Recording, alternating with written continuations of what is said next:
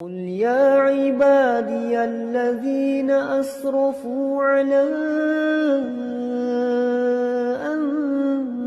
أنفسهم لا تقنطوا من رحمة الله يا أيها الناس اتقوا ربكم الذي خلقكم من نفس واحدة وخلق منها زوجها وبث منهما رجالا كثيرا ونساء واتقوا الله الذي تساءلون به والأرحام إن الله كان عليكم رقيبا يا أيها الذين آمنوا اتقوا الله وقولوا قولا سديدا يصلح لكم أعمالكم ويغفر لكم ذنوبكم ومن يطع الله ورسوله فقد فاز فوزا عظيما أما بعد فإن أصدق الحديث كتاب الله وخير الهدي هدي محمد صلى الله عليه وسلم وشر الأمور محدثاتها فإن كل محدثة بدعة وكل بدعة ضلالة.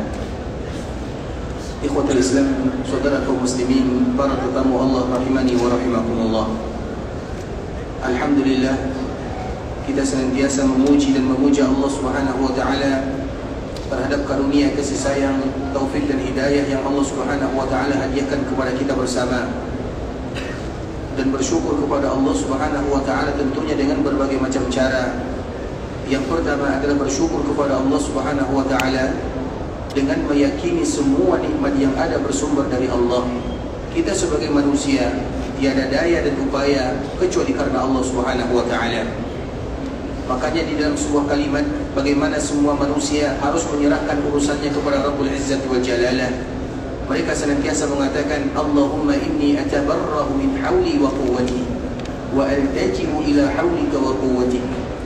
Ya Allah, sesungguhnya aku berlepas diri daripada kekuatanmu, daripada daya dan upayaku, dan aku hanya bersandar kepadamu. Karena memang kita sebagai manusia tidak ada apa-apanya kecuali karena taufik dan pertolongan dari Allah Subhanahu wa taala.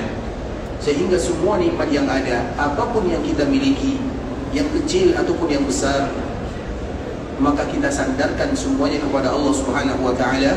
Dan dengan itulah Allah Subhanahu wa taala menyebutkan, wa ma bikum min ni'matin faminallah. Tidak ada satupun nikmat yang ada pada diri kalian kecuali semuanya dari Allah Subhanahu wa taala. Dan itu poin yang pertama dalam rangka kita bersyukur kepada Allah, menyandarkan semua nikmat hanya semata-mata untuk Allah dan kepada Allah Subhanahu wa taala. Kemudian yang kedua, di antara bentuk kita bersyukur kepada Allah Subhanahu wa taala adalah dengan lisan. Lisan kita ini sejatinya tidak boleh berhenti berzikir kepada Allah Subhanahu wa taala. Makanya kita lihat di ikhwatul Islam, sebahagian para ulama mengatakan ketika kita nak buang hajat, maka dikala kita ingin buang hajat yang kecil ataupun yang besar, maka kita berdoa, Allahumma inni a'udzubika minal khubuthi wal khaba'is. Namun dikala kita keluar, apa doanya? Ghufranaka. Apa arti ghufranaka? Ampunkan dosaku. Kenapa kita minta berdoa kepada Allah agar dosa kita diampunkan? Kira-kira apa salah kita ketika kita buang hajat, kemudian kita mengatakan, ya Allah, setelah selesai kita mengatakan, ya Allah, ampunkan dosaku. Apa salah kita kira-kira? Salah kita karena dikala kita buang hajat tidak boleh bagi kita untuk berzikir dengan lisan, dengan hati tetap, tapi dengan lisan tidak boleh kita mengucapkan zikir karena kita berada di tempat yang tidak dibolehkan bagi kita untuk berzikir kepada Allah Subhanahu wa taala. Sehingga dikala kita keluar dan selesai, maka kita pun mengatakan, ya Allah, ampunkan dosaku karena selama aku buang hajat aku tidak bisa berzikir kepadamu. Apa maknanya? Berarti semua waktu kita harus berzikir kepada Allah. Dan di antara bentuknya adalah lisan kita senantiasa memuji Allah Azza wa Jalla. Dan memuji Allah dengan berzikir kepada Allah itu adalah bagian daripada bersyukur kepada Rabbul Izzati wal Jalalah.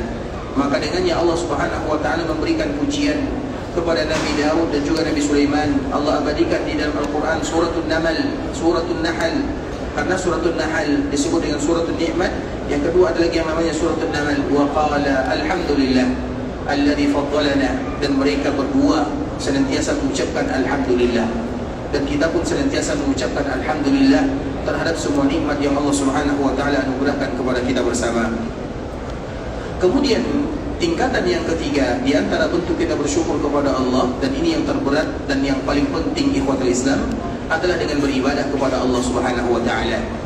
Orang yang bersyukur kepada Allah tapi mereka tidak mau salat 5 waktu, atau mereka lalai dari salatnya, tidak mau mereka berpuasa, tidak mau mereka berzakat, tidak mau mereka beribadah, walaupun siang dan malam mereka mengucapkan alhamdulillah, tidak bersyukur namanya. Orang yang bersyukur yang sesungguhnya adalah mereka yang beribadah kepada Allah. Bersyukur dengan lisan, semua kita bisa melakukannya. Alhamdulillah ya Allah, Kau berikan kepadaku nikmat bisa berada di kota Madinah. Tapi itu adalah bagian kecil daripada syukur. Dan syukur yang sesungguhnya adalah dengan amalan, ketaatan, ibadah, kebaikan dan kebajikan yang diridai oleh Allah Azza wa Jalla. Makanya di dalam masalah ini Allah mengatakan, i'malu ala Dawud syukra wa qalilun min ibadiyas syakur. Hendaklah kalian beribadah, beramal sebagaimana beramalnya keluarga Nabi Daud. Dan Allah mengatakan, dan yang bersyukur itu hanyalah sedikit sahaja. Artinya ternyata hamba yang bersyukur kepada Allah tidak banyak. Kenapa demikian? Karena hakikat syukur yang sebenarnya adalah bagaimana kita beribadah kepada Allah.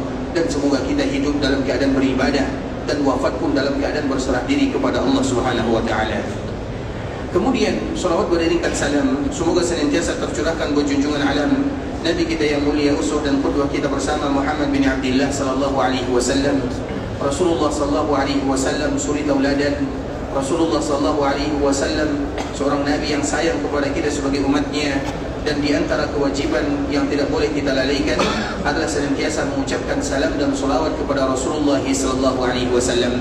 Ibadah yang mulia ini, ikhwatul Islam, yang mudah bagi kaum muslimin untuk melakukannya, tapi ada nilai yang luar biasa di dalamnya. Minimal secara umum, mereka yang memperbanyak mengucapkan salam dan salawat kepada Nabi akan diberikan keuntungan di dunia dan kebahagiaan di dalam surga.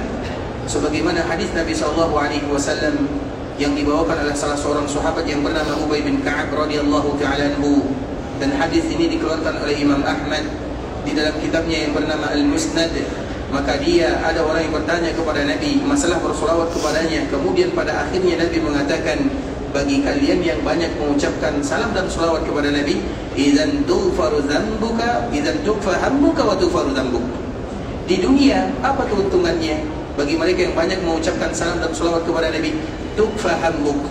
Orang yang banyak mengucapkan salam dan salawat kepada Nabi, Allah akan cukupkan gundah gelanah masalahnya.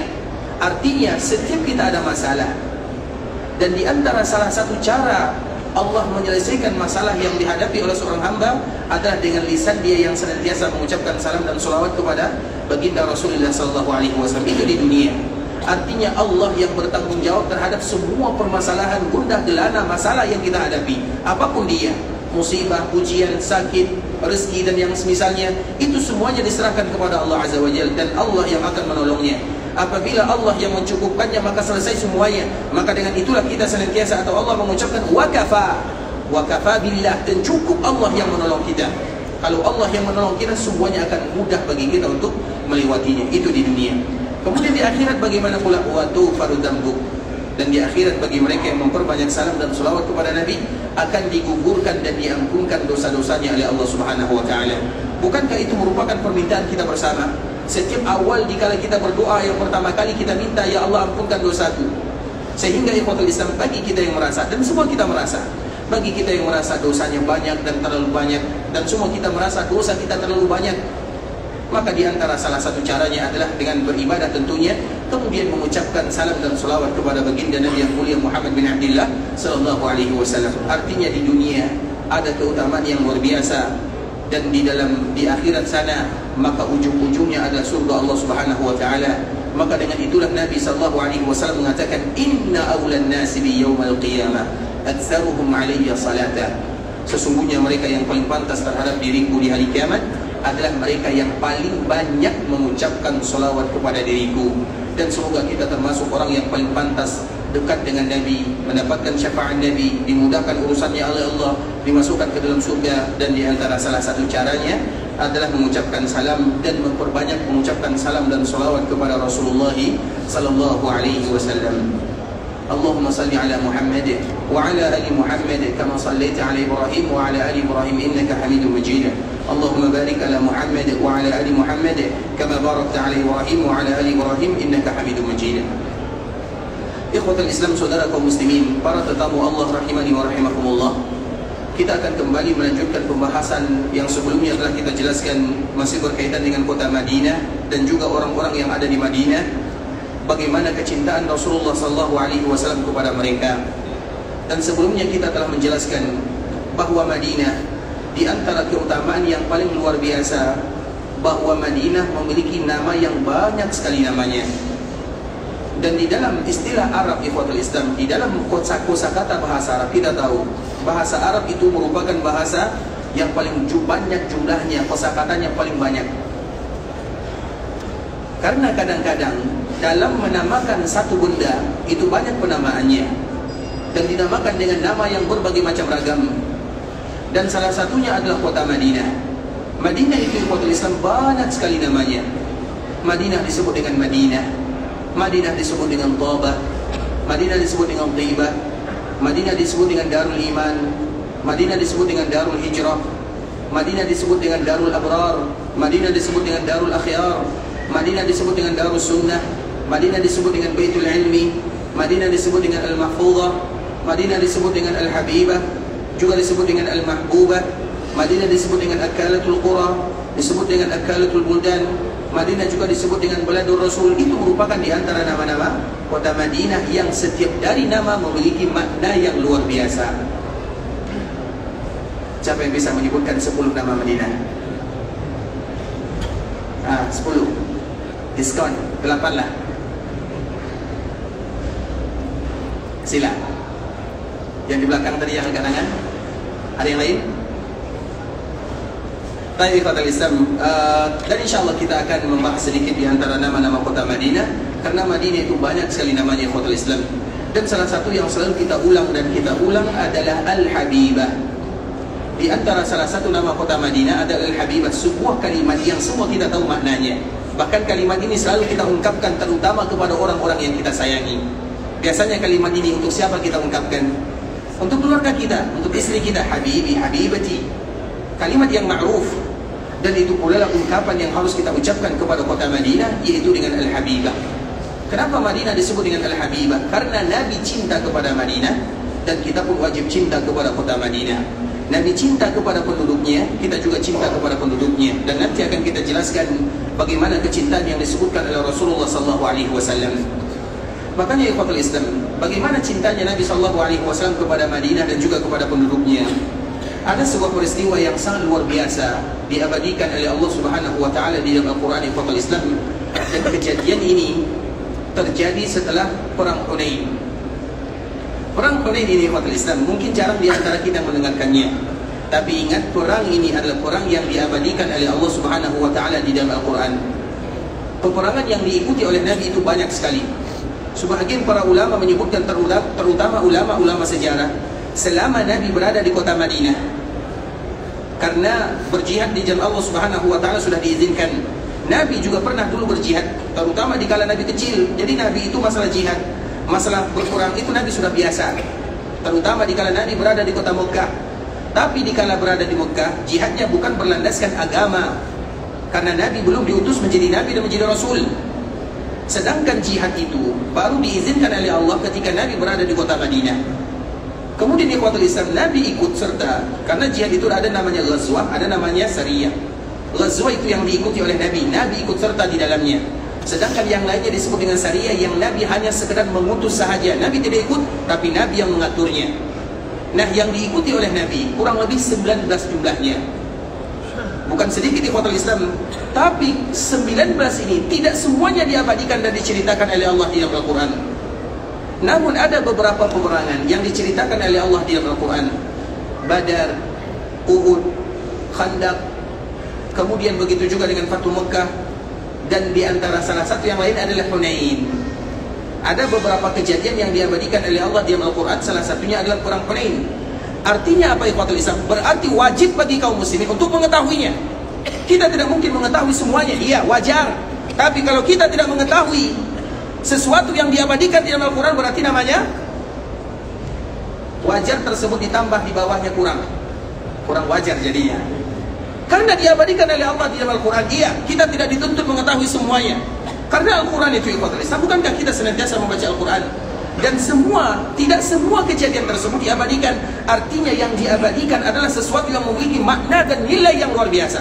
Banyak pelajaran di dalamnya. Salah satunya adalah Ghazwatul Hunain, perang Hunain. Siapa di antara kita yang ingat kapan perang Hunain? Perang Hunain ini ikhwatul Islam satu masa dengan Fathu Mekah. Kapan Fathu Mekah? Tahun ke-9 atau ke-10? Kapan jawab. Yang jawab yang umurnya 50 tahun di atas. Tahun berapa? Yang siapa yang jawab, angkat tangan dulu. Siapa yang jawab? Tahun berapa Pak? 9, Masya Allah. Silakan, silakan. Semoga bermanfaat ya. Bisa. Masya Allah. Barakallahu fiik. Walaupun jawabannya salah ya. Baik. Tahun keberapa? 9 kurang 1. 8 Hijriyah. Fathu Mekah, sebuah kejadian yang luar biasa. Kita tahu Fathu Mekah. Fathu Mekah itu artinya Allah berikan kemenangan kepada kaum muslimin ketika terjadi, atau Allah berikan kemenangan kepada kaum muslim untuk bisa kembali Mekah itu menjadi daerah kaum muslimin setelah Madinah tentunya. Nah, Fathu Mekah ini kepada Islam kita tahu Nabi SAW berangkat dari Madinah menuju Mekah kurang lebih bersama 10.000 pasukan. Kemudian kita tahu Fathu Mekah itu ikhwatul Islam tidak ada perlawanan di sana karena memang Nabi SAW merahasiakannya. Dan orang-orang Quraisy yang mana merekalah yang terlalu menzalimi Nabi SAW, karena musuh Nabi yang paling berat adalah kampung halamannya sendiri, dari kaumnya, dari bangsanya, bahkan dari keluarganya.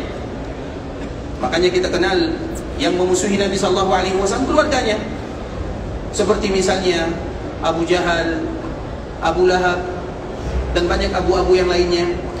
Itu banyak dari keluarga Nabi SAW. Begitu juga dengan Abu Sufyan. Dan Abu Sufyan itu ada dua. Yang pertama Abu Sufyan bin Harb, dan yang kedua Abu Sufyan bin Harith. Apa hubungannya dengan Nabi? Abu Sufyan bin Harb hubungannya dengan Nabi itu mertuanya. Abu Sufyan bin Harith apa hubungannya dengan Nabi? Sepupu Nabi. Karena Harith itu adalah saudaranya Abdullah. Artinya keluarga Nabi SAW, karena bermusuhan dengan orang lain tidak seindah bermusuhan dengan keluarga. Iya atau tidak? Berat tantangannya itu Islam. Kalau dengan orang lain, iya kita tidak menganjurkan, kita saling memaafkan, dan kita tidak boleh kecuali hati bersih kepada semua kaum muslimin. Tapi kalau terjadi, terutama kepada keluarga, sanak famili, apalagi rahim, itu berat Islam.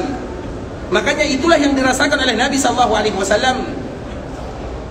Dan mereka itu berada di kampung halaman Nabi, Makkah Al-Mukarramah. Kemudian dikala Nabi diberikan kekuatan oleh Allah Azza wa Jalla, Nabi pergi ke Mekah dengan 10.000 pasukan, dan itu bukan jumlah yang sedikit. Nabi merahasiakannya, tidak boleh ada yang tahu. Bahkan Nabi berdoa kepada Allah, ya Allah, jangan sampai perjalanan kami dengan pasukan yang jumlahnya 10.000 diketahui oleh siapapun, terutama oleh orang-orang Mekah. Dan Allah mengabulkan doa Nabi SAW, karena nanti kalau diketahui orang-orang Mekah akan melakukan perlawanan. Kalau melakukan perlawanan akan terjadi pertumpahan darah di tanah haram, dan itu tidak diinginkan. Tanah haram akan tetap menjadi tanah haram. Kemudian ikhwatul Islam, dan ini terjadi di bulan Ramadan. Karena kejadian yang luar biasa, Fathu Mekah, Perang Badar, itu semuanya terjadi di bulan Ramadan. Di bulan Ramadan sebagian kaum muslimin mereka berpuasa. Coba bayangkan mereka melakukan perjalanan dulu dari Mekah, dari Madinah ke Mekah, kurang lebih 6 hari 6 malam. Dan mereka berpuasa di sana. Kemudian ikhwatul Islam, ketika dirahasiakan, maka sampailah Nabi di Makkah Al-Mukarramah. Kemudian terjadilah apa yang terjadi. Apa yang terjadi ikhwatul Islam? Tidak ada perlawanan. Dan Nabi SAW sengaja mengatakan, barang siapa yang masuk Masjidil Haram maka dia akan aman. Barang siapa yang masuk rumahnya maka dia akan aman. Dan barang siapa yang masuk ke rumah Abu Sufyan, mertuanya, mertua Nabi SAW, maka dia akan aman. Ketika mendengarkan kalimat ini, Abu Sufyan pada waktu itu yang merupakan pemimpin orang-orang Quraisy, dia belum beriman kepada Nabi SAW. Tapi mendengarkan hadis Nabi ini, kalimat Nabi ini, maka itu merupakan di antara salah satu yang mendorong hatinya beriman kepada Allah Subhanahu wa Ta'ala. Karena apa gunanya kita masuk ke rumah Abu Sufyan kalau masuk rumah sendiri aman? Masuk rumah sendiri aman, tidak ada gunanya kita masuk ke rumah Abu Sufyan. Tapi Nabi ingin mengangkat namanya agar dimudahkan oleh Allah Subhanahu wa Ta'ala untuk mendapatkan hidayah. Karena bagaimanapun Abu Sufyan dia memiliki seorang putri yang bernama Ummu Habibah. Ummu Habibah itu namanya adalah Ramlah. Ramlah itu adalah ibunya kaum muslimin, ibunya kita bersama, istri Nabi SAW, anaknya Abu Sufyan. Kemudian ikhwatul Islam, sampailah di Mekah, tidak terjadi perlawanan kecuali sedikit, yaitu di sebuah daerah, di sebuah tempat, di sebuah pintu yang dipimpin oleh Khalid bin Walid. Dan musuhnya juga bukan orang lain. Khalid itu dikala dia ingin masuk, musuhnya Ikrimah. Ikrimah dengan Khalid itu kalau bahasa kitanya satu level, satu angkatan, satu berkawan. Terutama dikala dulu mereka di masa jahiliyah, mereka satu umur. Nah tiba-tiba dihalangi, mereka berkawan. Tapi mereka yang satu ikut kepada Nabi, yang satu menentang Nabi SAW. Dan kita tahu orang Muslim, mereka akan berlepas dari musuhnya, terutama mereka yang memusuhi Allah dan Rasulnya. Dicontohkan oleh para sahabat Nabi yang mulia radhiyallahu ta'ala anhum. Kemudian terjadi sedikit perlawanan yang pada akhirnya Ikrimah lari. Kemudian tiba-tiba ikhwatul Islam, maka datanglah Nabi.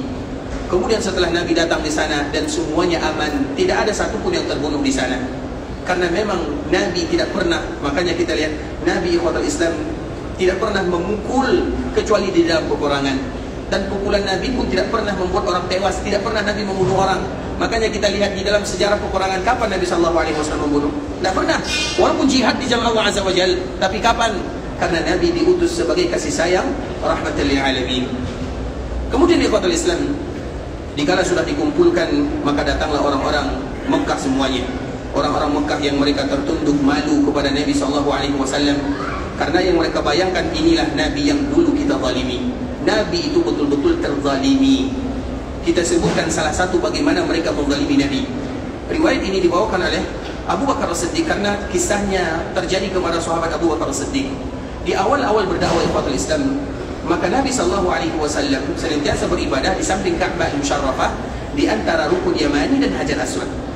Biasanya Nabi SAW beribadah di sana dan sholat di antaranya, karena kiblat kaum muslimin masih menuju Baitul Maqdis dan Nabi salatnya masih menuju Baitul Maqdis, walaupun belum ada yang namanya kewajiban salat kepada kaum muslimin. Karena kewajiban salat itu baru diwajibkan pada tahun berapa wajib salat? Kapan salat itu diwajibkan kepada kaum muslimin? Tahun ke-7 atau tahun ke-6? 6. Betul, 6. 7. 8. 9. Semuanya salah. Tahun ke-10 kenabian. Bisa dipahami? Syahadat kapan diwajibkan? Ketika Nabi diutus menjadi Nabi dan Nabi berdakwah, maka semuanya mengucapkan syahadat. Taib salat kapan diwajibkan? Tahun ke-10 dari kenabian. Artinya 3 tahun sebelum Nabi datang ke kota Madinah. Taib. Puasa kapan diwajibkan? 2 Hijriah. Haji kapan diwajibkan? Cari sendiri ya. Cari sendiri nanti ya. Taib ikhwatul Islam. Artinya Nabi SAW terbiasa beribadah di sana. Makanya salat belum diwajibkan, tapi bukan berarti Nabi dan kaum muslimin mereka tidak salat. Mereka selalu salat, dan salah satu salat yang ditekankan dan bahkan dianjurkan adalah salat malam. Jadi salat itu baru diwajibkan pada tahun dikala Nabi SAW melakukan Mi'raj. Kemudian diwajibkan perintah salat. Namun sebelumnya, apakah Nabi dan para sahabat tidak salat? Tidak. Mereka tetap salat. Tapi belum ada salat subuh, zuhur, asar, maghrib dan isya. Tapi mereka senantiasa melakukan salat di malam hari. Artinya salat tetap ada ikhwatul Islam, namun kewajibannya baru ketika Nabi dipanggil oleh Allah melakukan Mi'raj. Dikala Nabi berada di samping Ka'bah beribadah, tiba-tiba ada Ibnu Abi Mu'id. Karena di sana ada Ibnu Abi Mu'id, ada Abu Jahal. Mereka menjadikan Nabi sebagai tawuran. Siapa di antara kalian yang bisa melakukan Nabi seperti ini? Siapa di antara kalian yang bisa memperlakukan Muhammad seperti ini? Jadi Nabi dijadikan sebagai kambing hitam. Jadi Nabi SAW dijadikan sebagai buruan. Itulah ibaratnya, istilahnya. Artinya Nabi betul-betul dihinakan. Kemudian datanglah Ibnu Abi Mu'id ini ikhwatul Islam. Dia datang, diambilnya selendangnya, pakaiannya, kemudian dililitkan di leher Nabi, dicekik Nabi SAW. Kemudian yang lain mendorong Nabi ke Ka'bah. Nabi sedang beribadah, sedang duduk di sana. Nabi dicekik, Nabi disandarkan ke Ka'bah. Kemudian setelahnya Nabi dipukul. Begitulah Nabi diperlakukan, dikeroyok Rasulullah SAW. Dan Nabi ingin dibunuh di samping Ka'bah Musharrafah, dan Nabi sedang beribadah. Tiba-tiba ikhwatul Islam, kaum muslimin mana? Tidak ada di antara mereka yang kuat, dan mereka pun belum banyak jumlahnya. Tiba-tiba datang Abu Bakar As-Siddiq, karena hadis ini dibawakan oleh Ali bin Abi Thalib. Ali bin Abi Thalib umurnya masih 11 tahun, masih 10 tahun. Jadi dia tidak bisa melakukan perlawanan 10 tahun. Kemudian ikhwatul Islam datang Abu Bakar As-Siddiq. Dikala Abu Bakar ini datang, apa kata Abu Bakar? Yang diucapkan oleh Abu Bakar As-Siddiq itu jugalah yang diucapkan oleh orang yang beriman di zaman Nabi Musa. Ketika Fir'aun ingin membunuh Nabi Musa, sama kisahnya. Makanya sejarah itu ikhwatul Islam adalah cerita lama, iya. Tapi sejarah akan berulang dan akan berulang. Itulah konsep dalam kehidupan dunia. Sejarah Nabi Musa, sejarah Nabi Isa, Sejarah Nabi yang lainnya, iya cerita, tapi cerita itu akan selalu berulang dengan baju yang berbeza. Kita contohkan misalnya Musa, Fir'aun dan bala tentaranya, mereka sepakat untuk membunuh Nabi Musa. Tiba-tiba ada orang yang beriman, tapi dia menyembunyikan keimanannya. Dia mengatakan, apa yang dia katakan, itulah yang dikatakan oleh Abu Bakar Siddiq radhiyallahu ta'ala anhu. Sama. Apa kata orang yang tadi ingin membela Nabi Musa? Ataqtuluna rajulan an yaqula rabbi Allah. Apakah kalian akan membunuh seorang laki-laki yang tidak ada salahnya? Salahnya cuma satu. Salahnya ketika dia mengucapkan la ilaha illallah Muhammadur Rasulullah, Allahu Rabbi. Itulah salahnya. Itu salah Nabi Musa, dan itu pula salah Nabi Muhammad bagi mereka. Makanya Abu Bakar berlari sambil mengatakan ataqtuluna rajulan an yaqula rabbi Allah. Sama kisahnya, sama sejarahnya, sama perbuatannya. Yang menolong Nabi Musa sedikit, yang menolong Nabi juga sedikit di awal-awal berdakwah. Makanya Abu Bakar mengatakan ataqtuluna rajulan an yaqula rabbi Allah. Apakah kalian akan membunuh laki-laki yang salahnya tidak ada kecuali dia mengatakan Allah adalah Rabbku? Kemudian Abu Bakar berlari. Kemudian kemarahan orang Quraisy karena Abu Bakar membelanya, maka mereka meninggalkan Nabi karena marah kepada Abu Bakar Siddiq. Nabi sudah babak belur. Dan kemudian kemarahan mereka beralih kepada Abu Bakar Siddiq. Maka mereka pun memukul Abu Bakar Siddiq, dipukulnya dengan sandal, dengan sepatu, dengan apa yang mereka punya. Dan salah satu yang mereka punya adalah sandalnya. Sandal tidak sama dengan sandal sekarang ya. Sandal dulu terbuat dari, di bawahnya itu ada kayunya. Coba kayu dipukulkan di kepala, apa yang terjadi? Kalau kita tidak tahu rasanya, nanti keluar coba. Agar kita merasakan bagaimana yang dirasakan oleh Abu Bakar Siddiq. Sampai-sampai tidak tahu lagi. Kalau ada orang yang melihat Abu Bakar Siddiq, tidak tahu mana matanya, mana hidungnya, mana mulutnya. Biasanya kalau kita apalagi Abu Bakar Siddiq, hidungnya mancung, kemudian bagaimana bentuknya. Sekarang setelah dipukul semuanya bengkak lebam. Tidak diketahui lagi bagaimana rupa mukanya. Sampai-sampai ada orang yang mengatakan Ibnu Abi Quhafah, karena namanya adalah Ibnu Abi Quhafah, dia tidak akan lagi hidup. Begitu yang mereka rasakan Nabi dan Abu Bakar Siddiq radhiyallahu ta'ala anhu. Kemudian baru datang seorang yang tua. Kenapa kalian membunuhnya? Apakah orang-orang kabilahnya, kabilah Nabi, kabilah Abu Bakar akan membiarkan kalian? Kemudian setelah mendengarkan ucapan ini, baru mereka meninggalkan Nabi dalam keadaan sudah babak belur. Apalagi Abu Bakar Siddiq sudah mengalir darah di sekujur tubuhnya. Begitulah mereka memperlakukan Nabi SAW dan sahabat Nabi. Belum lagi yang lainnya. Kemudian di ikhwatul Islam, ketika terjadi Fatu Makkah, maka orang-orang yang tadi memperlakukan Nabi dan Abu Bakar masih ada di sana. Sehingga anggapan mereka Nabi akan marah, Nabi akan balas dendam. Tapi itu bukanlah sifat Rasulullah SAW. Bahkan ada ikhwatul Islam, sahabat Sa'ad radhiyallahu ta'ala anhu, Sa'ad bin Mu'adz, dia termasuk orang yang membawa panji kepemimpinan. Bahkan dia termasuk orang yang memimpin pasukan kaum muslimin dari Madinah menuju Makkah Al-Mukarramah. Ketika dia sampai di Makkah, karena saking cintanya kepada Nabi, bukan karena alasan yang lain, dia pun mengatakan hari ini adalah hari di mana kita berbalas dendam. Bukan untuk dirinya, tapi karena mengingat bagaimana dulu Nabi diperlakukan. Dan dia orang Madinah. Apa urusan orang Madinah dengan orang Mekah? Tidak ada urusannya. Urusannya Nabi SAW. Tapi karena cinta mereka kepada Nabi, maka mereka ingin membalaskan untuk Nabi SAW. Jangankan sahabat Sa'ad yang sudah dewasa ikhwatul Islam. Jadi dulu pernah terjadi perang Badar. Jadi perang Badar ini, Badar itu adalah suatu tempat yang ada di antara Mekah Madinah. Dari Madinah ini jaraknya kurang lebih 150 kilo. Kemudian dikala terjadi perang Badar ini, ada sebuah kejadian yang unik. Dikala pasukan kaum muslimin, mereka sudah berhadapan dengan pasukan kaum musyrikin. Dan hadis ini dibawakan, cerita ini dibawakan oleh sahabat Abdurrahman bin Auf. Tiba-tiba ketika Abdurrahman sudah siap di barisannya, ada yang bertanya di samping kanannya, "Wahai pamanku, tunjukkan kepadaku mana yang namanya Abu Jahal." Kemudian Abdurrahman ini heran karena ini adalah orang Madinah dan dia masih kecil, kurang lebih 15 atau 16 tahun. Begitu juga di sampingnya dua orang pemuda, dia juga bertanya dengan pertanyaan yang sama, mana yang namanya Abu Jahal? Karena mereka tidak kenal Abu Jahal, tidak ada urusannya dengan Abu Jahal, karena mereka berasal dari Madinah. Makanya dikala terjadi perang Badar, sahabat yang ikut berjuang bersama Nabi SAW berasal dari Muhajirin dan Ansar. Nah, dari Muhajirin, berapa yang ikut dalam terjadi perang Badar? Ketika terjadi perang Badar, 60-70 orang. Sisanya 250-260 itu berasal dari Ansar. dan orang Ansar tidak tahu menahu tentang yang namanya Abu Jahal, tidak tahu menahu tentang musuh-musuh Nabi SAW kecuali sekedar nama saja. Mereka tahu ada yang namanya Abu Jahal, ada yang namanya ini, ada yang namanya ini, tapi mereka tidak tahu bagaimana orangnya. Sehingga anak berdua ini, dua orang pemuda ini bertanya kepada Abdurrahman, wahai paman, di mana yang namanya Abu Jahal? Yang kanan bertanya yang serupa, yang kiri juga bertanya dengan pertanyaan yang sama. Maka Abdurrahman ini bertanya kepada mereka berdua sebelum menunjukkan mana yang namanya Abu Jahal. Abdurrahman berasal dari Mekah. Kemudian mengatakan, wahai anakku, kenapa kalian mencari Abu Jahal? Apa jawaban dua orang pemuda yang berasal dari Madinah ini?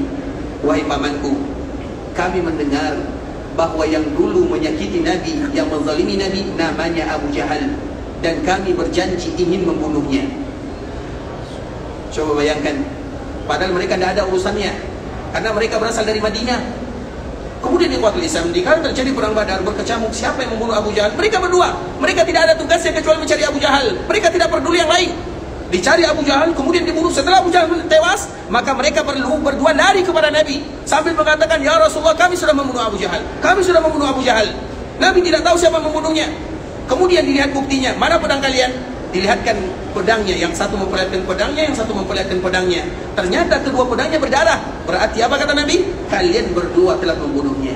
Kenapa mereka membunuhnya? Karena mereka mengetahui kalau Abu Jahal inilah yang menyakiti Rasulullah SAW. Terlalu cinta kepada Nabi SAW, karena sayang kepada Nabi. Begitu juga dengan sahabat Sa'ad. Ketika terjadi Fatuh Makkah, dia mengatakan kepada penduduk Makkah yang dulu mereka menzalimi Nabi, hari ini adalah hari di mana kami akan mencari orang-orang yang dulu pernah zalim kepada Nabi. Maka didengar oleh orang-orang Makkah. Maka Nabi SAW menegurnya, tidak demikian wahai Sa'ad, tapi hari ini al-yawm yawmul marhamah. Hari ini adalah hari di mana kita saling memaafkan, hari di mana kita saling berkasih sayang. Itu jawaban Nabi SAW. Jawaban seorang Nabi yang paling pemaaf, yang paling mulia. Kezaliman-kezaliman yang pernah dirasakan oleh Nabi, Nabi lupakan semuanya karena Allah Subhanahu wa ta'ala dan untuk tersebarnya agama. Ketika terjadi ini ikhwatul Islam, maka di saat itulah Abu Sufyan ingin masuk ke dalam agama Islam. Ketika Abu Sufyan ini masuk ke dalam agama Islam, maka dia menemui Nabi SAW. Ketika dia ingin menemui Nabi, maka bagaimana cara memulainya? Memulai untuk minta maaf. Makanya tadi kita mengatakan di dalam Al-Quran, sejarah para Nabi itu jugalah sejarah yang akan selalu berulang. Maka Abu Sufyan mengucapkan, mengawali muqaddimah, meminta maaf kepada Nabi SAW, sebagaimana saudara-saudara Nabi Yusuf meminta maaf kepada Nabi Yusuf. Bukankah yang menzalimi Nabi Yusuf adalah saudaranya, saudara kandungnya, satu ayah berbeda ibu? Bukankah mereka yang ingin membunuh Nabi Yusuf? Kemudian pada akhirnya mereka menjerumuskan Nabi Yusuf ke dalam sebuah sumur. Kemudian pada akhirnya mereka menjual Nabi Yusuf dengan harga yang sedikit. Dengan itu pula Nabi Yusuf menjadi seorang budak. Dengan Nabi Yusuf juga, dengan itu pula lah Nabi Yusuf berada di dalam penjara dalam waktu yang sangat lama. Kezaliman di antara kezaliman, kezaliman di atas kezaliman. Siapa penyebabnya? Saudaranya sendiri. Sama dengan Nabi dan kisah Nabi SAW. Kemudian salah satu yang menzalimi Nabi adalah Abu Sufyan, mertua Nabi itu sendiri. Nah, dikala mereka ingin minta maaf, apa yang diucapkan? Yang diucapkan oleh Abu Sufyan adalah yang diucapkan oleh saudara Nabi Yusuf ketika ingin minta maaf kepada Nabi Yusuf. Apa yang dia ucapkan diabadikan oleh Allah dalam surat Yusuf itu sendiri di akhir-akhir cerita.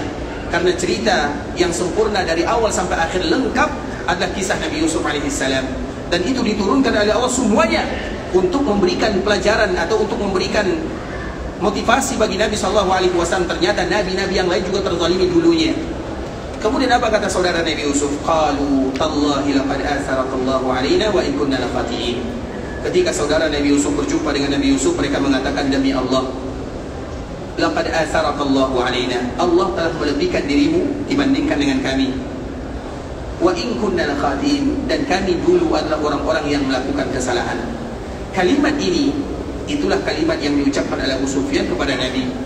Abu Sufyan datang kepada Nabi sambil mengatakan, tallahi laqad atharakallahu alaina wa in kunna lakhatiin. Demi Allah, wahai Muhammad, Allah melebihkan kamu daripada kami, dan kami minta maaf karena kami dulu termasuk orang-orang yang bersalah. Apa jawaban Nabi? Jawaban Nabi adalah jawaban daripada Nabi Yusuf itu sendiri, sama. Nabi Yusuf mengatakan kepada saudaranya, qal la tasriba alaikumul yawma yaghfirullahu lakum wa huwa arhamur rahimin. Nabi Yusuf mengatakan kepada saudaranya yang menzaliminya, kemudian datang minta maaf dalam keadaan tidak berdaya. Maka Nabi Yusuf mengatakan, qala la tasriba 'alaikumul yawm, tidak ada celaan bagi kalian. Artinya aku maafkan kalian dan Allah ampunkan kalian, karena Allah adalah zat yang maha pengampun.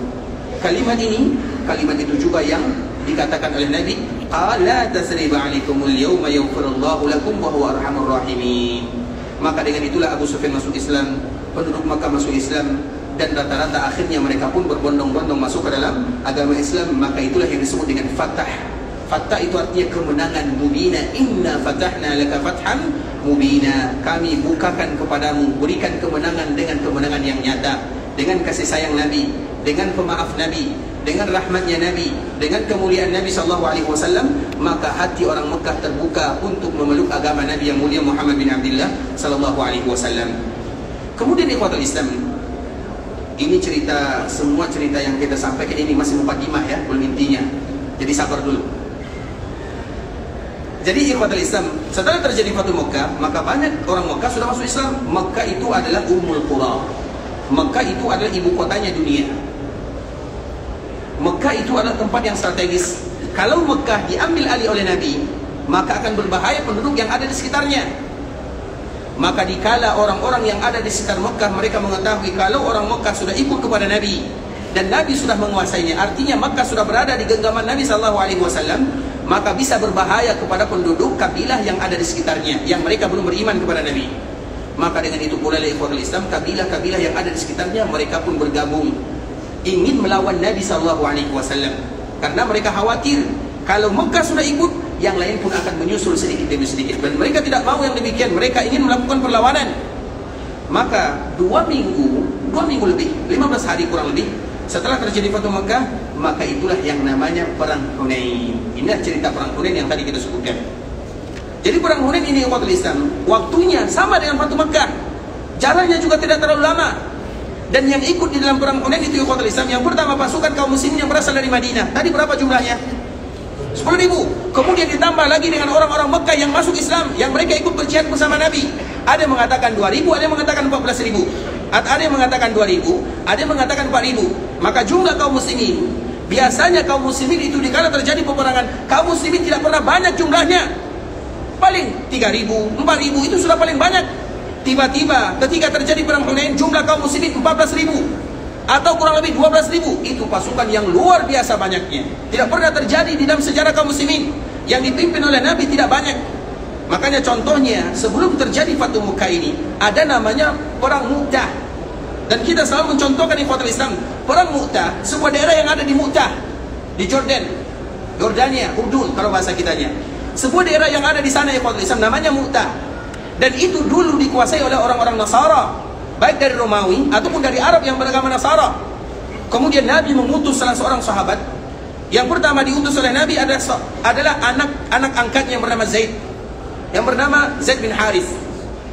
Kemudian apa kata Nabi? Kalau Zaid meninggal, maka digantikan oleh Ja'far bin Abi Talib. Kalau Ja'far meninggal, digantikan oleh Abdullah bin Rawaha. Kalau Abdullah bin Rawaha meninggal, maka silakan kalian kaum muslimin, mereka mencari pemimpin kalian sendiri. Dan kenapa Nabi mengatakan yang demikian? Karena Nabi tahu ketika orang ini akan memimpin, akan meninggal. Nabi tahu ketikanya akan wafat, akan gugur di sana. Nah, ketika terjadi Perang Mu'tah, Nabi mengutus para sahabatnya. Berapa utusannya? 3.000. Musuhnya berapa? 200.000. Tidak berbanding ikhwatul Islam. Artinya jumlah kaum muslimin jarang itu banyak sedikit. Tiba-tiba dikala terjadi Perang Hunain, 12.000, 14.000 itu jumlah yang sangat banyak. Makanya Allah mengatakan di dalam Al-Quran, laqad nasarakumullahu fi mawatin katsira. Allah telah memberikan pertolongan yang banyak kepada kalian. Wa yauma Hunain, dan salah satunya dikala terjadi Perang Hunain, iz a'jabatkum kasratukum, ketika kalian sudah mulai merasa bangga dengan jumlah kalian yang banyak. Karena dulu dikala sedikit ikhwatul Islam, ketergantungannya kepada Allah itu kuat. Tapi kalau jumlah sudah banyak, makanya ada di antara mereka yang mengatakan, terutama yang baru saja masuk Islam, kalau jumlah kita sedikit, kalau jumlah kaum muslimin sedikit menang, bagaimana kalau jumlah mereka banyak? Lan naghliba al-yawm, hari ini kita tidak akan terkalahkan. Kalimat ini adalah kalimat yang tidak disukai oleh Allah Subhanahu wa taala. Karena yang memberikan kemenangan pertolongan adalah Allah. Jumlah tidak pernah menentukan menang atau kalah. Makanya sejarah dunia Allah abadikan di akhir surah Al-Baqarah, akhir juz 2. Kam min fi'atin qalilatin ghalabat fi'atan katsiratan biidznillah. Betapa banyak yang jumlahnya sedikit mengalahkan yang banyak karena izin Allah Subhanahu wa taala. Jadi jangan pernah jumlah kami banyak. Itu kalimat-kalimat yang tidak diridai oleh Allah Subhanahu wa taala. Walaupun tidak dalam semua tempat ya, tapi terutama di dalam melawan musuh seperti yang terjadi di perang Hunain, kita tidak akan terkalahkan, jumlah kita banyak. Maka dengan itulah Allah Subhanahu wa taala mengatakan di dalam ayat ini, iz a'jabatkum kasratukum, kalian sudah mulai takjub dengan jumlah yang banyak. Falam tughni ankum, apa kata Allah? Yang mana jumlah itu tidak ada manfaatnya. Wa dhaqat 'alaikumul ardu bima rahabat, jumlah yang banyak yang membuat akhirnya bumi menjadi sempit bagi kalian. Tsumma wallaitum mudbirin, yang mana dengan jumlah yang banyak ini pada akhirnya kalian lari meninggalkan Nabi. Jadi ketika terjadi perang Hunain di Ikhwatul Islam, coba bayangkan jumlah yang banyak. Ketika Nabi berlari atau Nabi menuju sebuah daerah yang bernama Hunain itu, dia jalannya menuju Taif. Jadi kurang lebih 40 kilo dari Mekah itu ada namanya Hunain. Nah, Hunain itu banyak pegunungan di sana, perbukitan di sana, sehingga musuh mereka bersembunyi di belakang bukit itu Ikhwatul Islam. Kemudian dikala Nabi dan pasukannya yang 12.000 atau 14.000 ini, maka mereka melemparnya dengan anak panah, dengan tombak dan yang semisalnya.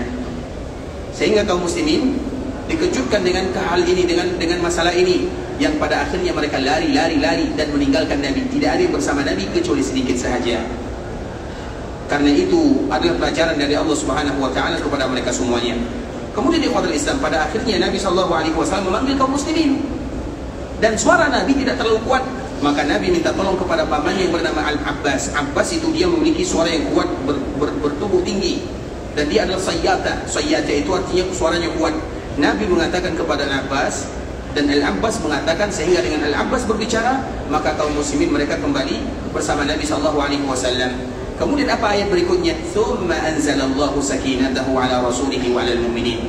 Maka kemudian setelah mereka lari meninggalkan Nabi, Allah kembali menurunkan ketenangan terhadap nabinya, terhadap kaum muslimin, terhadap kaum mukminin. Tsumma anzalallahu sakinatahu ala rasulihi wa ala al-mu'minin wa anzala junudan lam taruha. Dan Allah pun menurunkan bala tentara dari kalangan malaikat.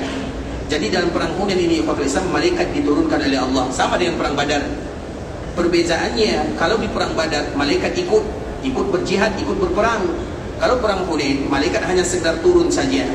Apa gunanya mereka turun? Agar kaum muslimin mereka semangat berjihad di jalan Allah Subhanahu wa taala. Kemudian pada akhirnya Ikhwatul Islam, maka terjadilah jihad. Ketika terjadi jihad, maka akhirnya Allah Subhanahu wa taala memberikan kemenangan kepada kaum muslimin. Dan musuh mereka lari, sampailah mereka larinya ke Taif, yang kita kenal dengan Taif. Dan Nabi mengejar mereka. Ketika dikejar sampai di Taif, dikepung, pada akhirnya mereka tidak terkalahkan secara utuh. Maka Nabi pun pada akhirnya pulang ke Mekah. Dan ketika Nabi di Mekah, maka Nabi kembali melaksanakan ibadah umrah. Dan umrah inilah disebut dengan umrah Ji'rana. Setelah terjadinya perang Hunain, Nabi mengejar mereka ke Taif, kemudian Nabi pulang, dan sampai di Ji'rana Nabi SAW berniat. Kemudian Nabi SAW melakukan umrah terkenal dengan umrah Ji'rana. Terlepas daripada itu semua Ikhwatul Islam, ini kelebihan yang pertama dikala terjadi perang Hunain. Jadi jumlah kaum muslimin banyak. Kelebihan yang kedua, bahwa kaum muslimin mendapatkan harta rampasan yang begitu luar biasa banyaknya. Banyak sekali, tidak pernah terdapatkan harta rampasan sebanyak terjadi perang Hunain. Kemudian Ikhwatul Islam, kenapa banyak rampasan kaum muslimin? Karena orang-orang yang tadi melawan Nabi SAW, mereka mengeluarkan semua hartanya agar mereka semangat berjihad, atau agar mereka semangat untuk melawan Nabi. Kemudian mereka bawa semua hartanya. Nah, dikala mereka kalah, mereka meninggalkan hartanya. Makanya harta dikala terjadi perang Hunain, harta rampasan begitu banyak. Kemudian banyak ini, namun terjadi keanehan. Nabi mulai memberikan bagian kepada mereka yang ikut dalam berperang. Dan anehnya Ikhwatul Islam, di sini ada keanehan yang kedua. Nabi hanya memberikan harta rampasan kepada orang-orang Mekah sahaja. Coba bayangkan, ketika Nabi memberikan harta rampasan kepada orang Mekah, maka tentu orang Madinah bertanya-tanya, kenapa kami tidak diberikan oleh Nabi SAW? Bukankah kami yang berjihad bersama Nabi? Bukankah kami sama-sama berjihad? Jadi bayangan mereka itu Ikhwatul Islam sudah kemana-mana. Bukan berarti mereka ingin harta rampasan, bukan. Mereka tetap ingin bersama Nabi. Mereka ingin berjihad bersama Nabi SAW. Namun harta rampasan itu adalah bonus dari Allah Subhanahu Wa Taala, yang itu dibagikan kepada semua yang ikut secara adil. Dan orang yang paling adil adalah Nabi SAW. Secara zahir, ketika terjadi perang Hunain, kaum muslimin diberikan kemenangan, ada harta rampasan. Namun orang Madinah tidak mendapatkan sedikit pun. Mereka tidak mendapatkan. Sehingga mereka bertanya-tanya di dalam hatinya, apakah Nabi sudah mulai lupa kepada kita? Apakah Nabi ingin kembali ke kota Mekah? Mekah itu adalah kampung halaman Nabi. Di Mekah itu adalah karib kerabat Nabi SAW. Wajar orang Madinah mereka bertanya seperti ini di dalam hati. Tapi kalau di dalam hati ikhwatul Islam biasa, karena biasanya kalau ada masalah kemudian hati kita itu akan banyak kemungkinannya, dan itu dimaafkan oleh Allah Subhanahu Wa Taala. Artinya tidak dihukum sampai itu terucapkan. Orang Madinah mereka tidak mengucapkannya, tapi masih berada di dalam hatinya. Kemudian ikhwatul Islam, maka Nabi SAW mendengarkan masalah ini. Karena harta rampasan yang diberikan itu ikhwatul Islam bukan main-main. Misalnya yang baru saja masuk Islam, siapa yang baru masuk Islam? Abu Sufyan yang baru saja masuk Islam, diberikan 100 ekor unta, 100 kereta, 100 mobil. Itu bukan jumlah yang sedikit. Dan kita selalu mengatakan unta itu adalah barang yang sangat berharga, terutama bagi bangsa Arab. Bukan unta yang biasa, ya unta yang betul-betul luar biasa. Karena unta itu mahal sekali harganya. Bahkan ada yang harga unta itu harganya mencapai 1 juta rial, maksudnya 1 juta rial. Jadi bukan main-main. Kalau unta yang kita naiki itu harganya mungkin 10.000, 7.000. Makanya kita sering jatuh ya kalau kita naik ya. Karena itu unta biasa. Tapi kalau unta yang luar biasa itu mahal sekali harganya. Kemudian Abu Sufyan yang baru saja masuk Islam, untuknya 100 ekor unta. Coba bayangkan 100. Begitu juga Ikrimah. Tahu kita Ikrimah? Anaknya Abu Jahal, baru juga masuk Islam.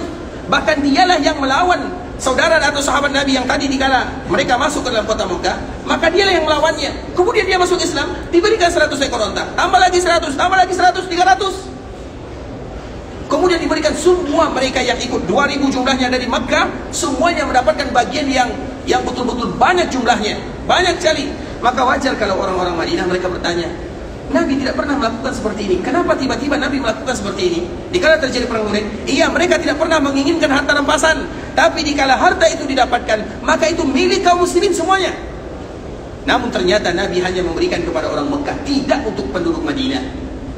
Maka ketika itu terjadi ikhwatul Islam, maka desas-desus keluar dari penduduk Madinah sampai kepada Rasulullah SAW. Ketika sampai kepada Nabi, maka Nabi mengumpulkan penduduk Madinah. Dan perkumpulan ini ikhwatul Islam adalah perkumpulan yang khusus dengan penduduk Madinah saja. Dan ini adalah perkumpulan yang luar biasa indahnya. Nabi SAW mengumpulkan penduduk Madinah. Kemudian Nabi memuji Allah Subhanahu Wa Taala dan menyanjungnya. Kemudian Nabi bertanya, wahai kalian penduduk Madinah. Tentunya Nabi SAW mengawali perkumpulannya dengan muqaddimah. Bukankah dulu kalian berada di dalam kefakiran? Bukankah dulu kalian berada di dalam kegelapan? Bukankah dulu kalian berada di dalam permusuhan? Kemudian aku datang ke kota Madinah. Madinah yang tadinya fakir diberikan rezeki. Yang tadinya terjadi permusuhan saling bunuh-membunuh, sekarang sudah disatukan oleh Allah Subhanahu Wa Taala. Yang tadinya berada di dalam kegelapan, sekarang berada di dalam cahaya yang betul-betul indah. Nabi SAW menyebutkan semuanya. Orang-orang Madinah hanya terdiam saja.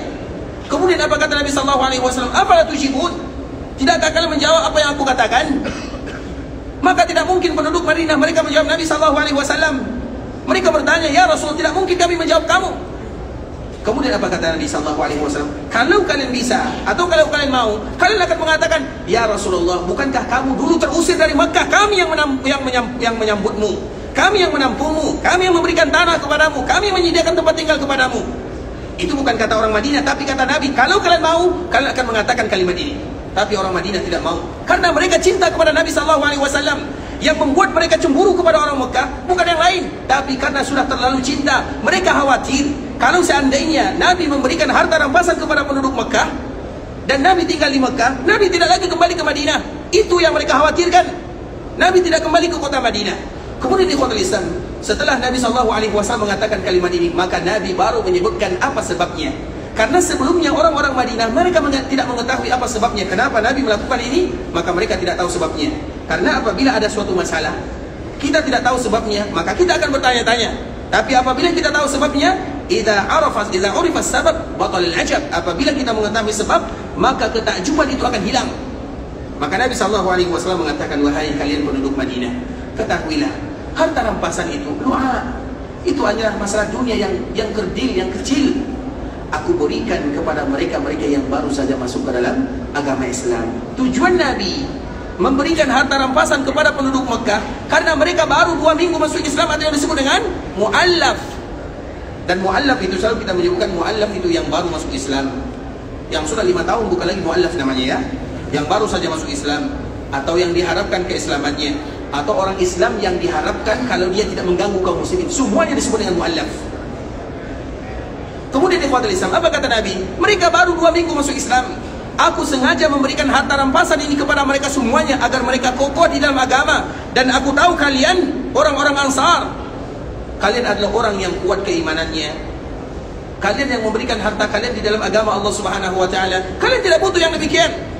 Artinya pada momen ini aku sengaja melakukannya untuk menguatkan mereka di dalam agama, agar mereka kokoh di dalam agama Islam. Sehingga ikhwatul Islam, dakwah Nabi SAW jangan kita anggap dakwah Nabi tidak ada modal. Bahkan dakwah Nabi itulah yang paling banyak modalnya. Dan Nabi itu adalah orang yang kaya raya. Kenapa Nabi kaya raya? Karena istrinya adalah Khadijah radhiyallahu ta'ala anha. Bukankah Khadijah seorang wanita yang paling kaya yang ada di Makkah Al-Mukarramah? Ketika Nabi menikah dengan Khadijah, maka tentunya Nabi ikut kaya. Kemudian dikala Nabi berdakwah bersama Khadijah, habis semua kekayaannya. Kemana? Untuk berdakwah di jalan Allah Subhanahu wa ta'ala. Sehingga bagi kita yang dimudahkan oleh Allah, banyak lapang rezekinya, ingat kewajiban kita berdakwah semuanya. Ada yang berdakwah dengan ilmunya, ada yang berdakwah dengan tulisannya, ada yang berdakwah dengan hartanya, ada yang berdakwah. Semua kita harus berdakwah di jalan Allah, tapi sesuai dengan kemampuan kita masing-masing. Nah, bagi kita yang diberikan karunia kasih sayang, kemudian Allah lapangkan rezeki kita, maka kewajiban kita adalah berdakwah dengan harta yang kita miliki. Sebagaimana Nabi SAW berdakwah dengan hartanya. Nabi adalah orang yang paling kaya, namun tidaklah Nabi berdakwah kecuali semuanya habis hartanya berdakwah di jalan Allah Subhanahu wa taala. Makanya itu ikhwatul Islam, Khadijah. Kenapa Khadijah merupakan istri Nabi di kota Makkah? Karena seolah-olah Khadijah itu adalah sponsor Nabi dikala Nabi memulai dakwahnya. Sehingga dikala terjadi Fatu Makkah yang tadi kita ceritakan ikhwatul Islam, Nabi SAW tinggal membuat kemah di samping perkuburan Khadijah. Jadi Nabi selama tinggal di Mekah, dikala terjadi Fatu Mekah, itu tidak tinggal di rumah, tidak tinggal di dalam rumah lamanya, tapi Nabi tinggal di dekat perkuburan Khadijah, membuat kemah di sana. Seolah-olah Nabi mengatakan kepada Khadijah, wahai Khadijah, ini adalah hasil perjuangan kita bersama. Aku yang mendapatkannya, tapi itu juga ada andil kamu di dalamnya, karena mereka sama-sama berjuang di jalan Allah Subhanahu wa taala. Sehingga ibunda kita Khadijah merupakan sponsor Nabi SAW, seorang wanita yang kaya, namun kekayaannya habis di jalan Allah Subhanahu wa taala. Maka pantas Nabi mengatakan, inni ruziktu hubbaha. Allah tanamkan di dalam hatiku untuk selalu mencintainya. Bahkan dikala Nabi memiliki istri yang lain, terutama di kota Madinah, Khadijah tidak pernah hilang dari ingatan Nabi SAW, saking cintanya Nabi kepada Khadijah. Bahkan Aisyah mengatakan, di antara madu Nabi yang paling aku tidak suka adalah Khadijah. Artinya tidak suka antara satu istri dengan istri yang lainnya. Tentunya dalam tanda kutip ya. Artinya karena Nabi selalu menyebutkannya, seolah-olah tidak ada wanita di dunia kecuali Khadijah. Maka tiba-tiba aku datang kepada Nabi mengatakan, ya Rasulullah, bukankah Allah telah menggantikan kamu? Nenek itu sudah digantikan dengan seorang wanita yang lebih cantik, yang lebih ini, yang lebih itu, disebutkan semuanya. Apa kata Rasulullah? Tidak wahai Aisyah, Khadijah tidak pernah tergantikan di dalam hidupku. Walaupun dia sudah tiada, namun dia akan tetap terbayang kenangan-kenangan yang indah berdakwah di jalan Allah Subhanahu wa taala. Makanya Nabi dikala berada di Mekah, Nabi membuat kemah di samping perkuburan, tidak jauh dari perkuburan Khadijah. Seolah-olah Nabi ingin mengatakan kepada Khadijah, inilah hasil daripada perjuangan kita bersama. Namun Khadijah belum menikmatinya, karena dia sudah meninggal mendahului Rasul kita yang mulia Muhammad bin Abdullah sallallahu alaihi wasallam. Kemudian ikhwatul Islam, kita lanjutkan lagi ungkapan Nabi, percakapan Nabi dengan orang Madinah. Nabi mengatakan, wahai orang Madinah, aku sengaja melakukan yang demikian karena mereka baru saja masuk ke dalam agama Islam. Aku ingin mereka kokoh di dalam agama. Kemudian setelahnya Nabi mengatakan dan berdoa kepada Allah dan mengatakan, ya ma'syarul ansar, ala tardaun. Ini di antara ungkapan Nabi SAW yang sebelumnya Nabi berdoa, wahai kalian penduduk Madinah, ketahuilah, aku tidak akan pernah tinggal di Mekah. Aku tidak akan tinggal di sana. Aku akan tetap kembali bersama kalian. Kalau seandainya orang Ansar mereka menempuh suatu jalan dan orang lain mereka menempuh suatu jalan, maka aku akan ikut kepada jalan yang ditempuh oleh orang-orang Ansar, orang-orang Madinah. Kemudian Nabi SAW mengatakan dengan perkataan yang sangat indah, ya ma'syaral ansar, ala tardawna an yarji'an nasu bisyati wal ba'ir wa tarji'una bi Rasulillah SAW ila rihalikum. Wahai kalian orang-orang Ansar, tidakkah kalian rela, tidakkah kalian rida ketika manusia mereka pulang ke kampung halamannya, pulang ke rumahnya, mereka membawa harta rampasan, mereka membawa kuda, membawa onta, membawa harta, sedangkan kalian pulang ke kota Madinah, yang kalian bawa itu adalah Muhammad bin Abdullah sallallahu alaihi wasallam. Dan itu merupakan ungkapan yang sangat indah yang membuat hati orang-orang Ansar semuanya menangis. Ternyata apa yang mereka takutkan tidak benar. Nabi SAW, walaupun Mekah adalah kampung halaman Nabi, 53 tahun lamanya Nabi SAW berada di sana. Ada rumah Nabi, ada tanah Nabi, ada keluarga Nabi, Khadijah juga di sana dikuburkan. Namun walaupun demikian, Nabi tidak akan menjadikan Mekah sebagai kampung halaman terakhirnya, tapi Nabi akan kembali kepada penduduk Madinah, dan Madinah akan menjadi kampung halaman terakhir Rasulullah SAW. Dengan itulah Nabi mengatakan, ya ma'syarul ansar, wahai kalian orang-orang Ansar, ala tardawna an yarji'an nasu bisyati wal ba'ir. Tidakkah kalian rela, tidakkah kalian ridha biarkan manusia pulang dengan hartanya, dengan kudanya, dengan ontanya, dengan semuanya, dengan dunia yang mereka miliki, sedangkan kalian pulang dengan Nabi SAW. Artinya aku akan bersama kalian selalu sampai hayat berpisah atau jasad berpisah dari ruh, aku akan bersama kalian. Dan itu merupakan di antara keutamaan orang-orang Madinah dan juga orang-orang Ansar, yang mana Nabi tidak akan pernah meninggalkan Madinah untuk selama-lamanya.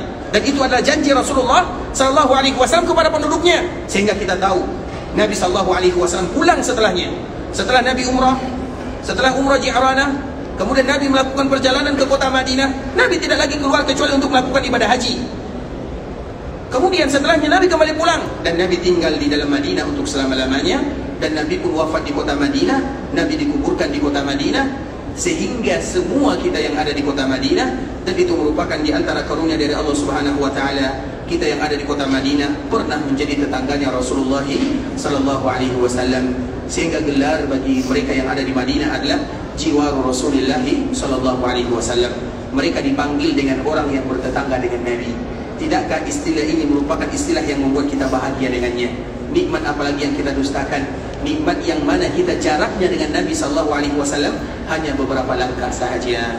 Dan itu merupakan di antara kemuliaan kota Madinah, sekaligus kemuliaan orang-orang Madinah, di mana Nabi SAW memilih tinggal di Madinah, dan Nabi akan tinggal di Madinah untuk selama-lamanya. Dan Nabi tidak akan pernah meninggalkan Madinah. Kalau Nabi hidup saja, Nabi tidak pernah meninggalkan Madinah kecuali untuk berdakwah, untuk berjihad di jalan Allah dan beribadah. Maka setelah wafat pun Nabi tidak akan pernah keluar dari Madinah untuk selama-lamanya. Nabi akan tetap berada di sini. Makanya jangan pernah mengatakan ikhwatul Islam, oh Nabi pergi ke sana, Nabi pergi menjenguk sana, Nabi pergi ke fulan, Nabi pergi ke sana. Kalau Nabi SAW keluar dari Madinah, kalau keluar dari perkuburannya, lantas bagi mereka yang berziarah ke perkuburan Nabi, bagaimana mereka mengucapkan salam kepada Nabi? Nabi tidak ada.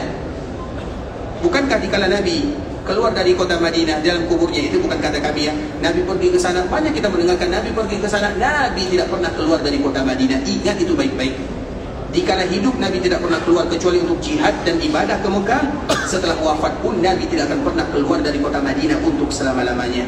Dan di antara salah satu yang dianjurkan bagi kita untuk mengucapkannya adalah berziarah ke perkuburan Rasulullah sallallahu alaihi wasallam.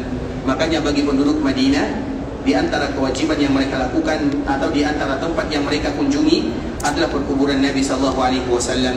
Dan ketika mereka berziarah ke perkuburan Nabi, maka tentunya mereka mengucapkan doa kepada Nabi sallallahu alaihi wasallam dengan ucapan assalamu alayka ya Rasulullah wa rahmatullahi wa barakatuh, sallallahu wa sallama wa baraka alayka wa jazaka afdala ma jaza nabiyyan an ummati. Siapa yang hafal doa ziarah ke perkuburan Nabi? Atau kita belum berziarah? Atau sudah berziarah? Yang sudah pernah berziarah, apa doanya? Makanya ikhwatul Islam, ini merupakan di antara salah satu yang kita lakukan ketika kita berada di kota Madinah, yaitu berziarah ke perkuburan Nabi SAW. Dan doanya adalah Assalamualaikum ya Rasulullah wa rahmatullahi wa barakatuh. Salam sebagaimana biasa, tapi dhamirnya kita rubah, Assalamualaikum ya Rasulullah wa rahmatullahi wa barakatuh. Sallallahu wa sallama wa baraka alaika. Sallallahu wa sallama wa baraka alaika. Wa jazaka afdala ma jaza nabiyyan an ummati. Assalamu alayka ya Rasulullah wa rahmatullahi wa barakatuh. Sallallahu wa sallama wa baraka alaika. Wa jazaka afdala ma jaza nabiyyan an ummati. Itulah yang kita ucapkan ketika kita berada di kota Madinah, di antara salah satu tempat yang kita kunjungi adalah perkuburan Rasulullah SAW. Dan ketika kita berkunjung ke perkuburan Nabi, maka tentunya dengan ucapan-ucapan yang sangat indah. Dan di antara ucapan yang paling indah adalah 3 kalimat yang tadi telah kita bacakan. Assalamualaikum ya Rasulullah wa rahmatullahi wa barakatuh. Keselamatanlah untukmu ya Rasulullah, rahmat dan kasih sayang Allah. Sallallahu wa sallama wa baraka alaika. Salawat, salam dan keberkahan untukmu. Wa jazaka afdal, dan semoga Allah memberikan balasan kebaikan yang terbaik untukmu. Ma jaza nabiyyan an ummati, sebagaimana Allah memberikan kebaikan balasan kepada umat, kepada Nabi terhadap umatnya. Itu merupakan di antara salah satu yang dianjurkan bagi kita melakukannya, terutama dikala kita berziarah ke perkuburan Rasulullah sallallahu alaihi wasallam. Baik, pertanyaannya masih sama. Siapa yang sudah hafal doanya? Silakan.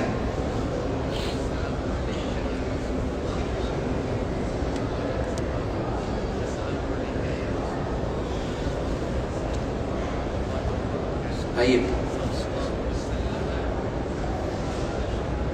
Sallallahu wasallama wa baraka alaika. Baik. Wa jazaka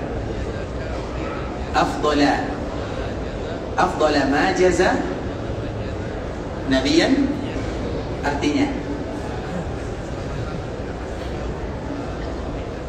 keselamatan untukmu ya Rasulullah,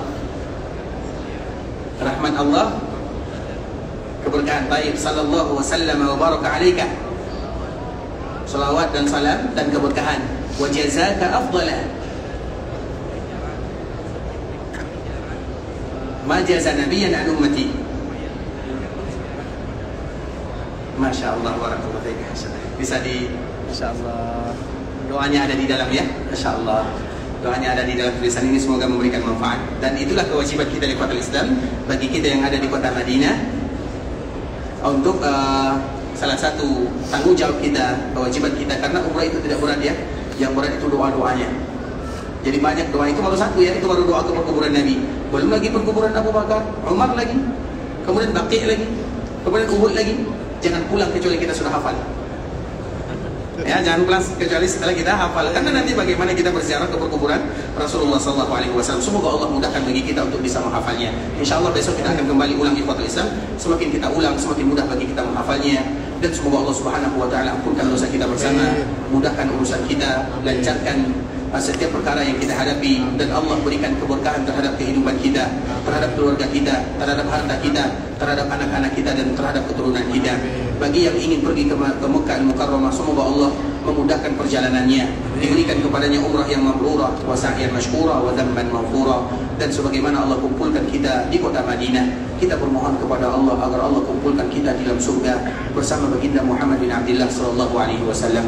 Kita tutup dengan doa kafaratul majlis. Subhanakallahumma bihamdika asyhadu an la ilaha illa anta astaghfiruka wa atubu ilaik. Wa sallallahu wa sallim ala nabiyyina wa habibina wa khalilina wa sayyidina Muhammadin wa ala alihi wa sahbihi wa sallam tasliman katsira. Assalamualaikum warahmatullahi wabarakatuh.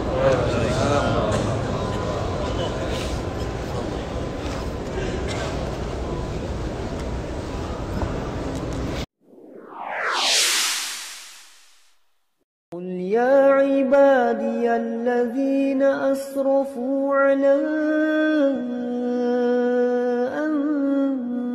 أنفسهم لا تقنطوا من رحمة الله